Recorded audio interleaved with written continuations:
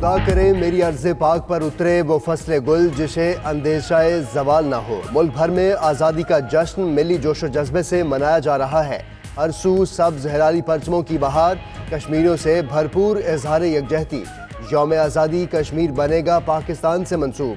اسلام آباد کے convention centre میں یوم آزادی کی مرکزی تقریب، طلبہ نے قومی ترانہ پیش کر کے سماں باندھ دیا۔ تقریب میں صدر مملکت نے پرچم لہرایا۔ اسپیکر قومی اسمبلی، چیئرمین سینٹ، وفاقی وزراء، غیر ملکی سفراء اور عسکری قیادت کی شرکت۔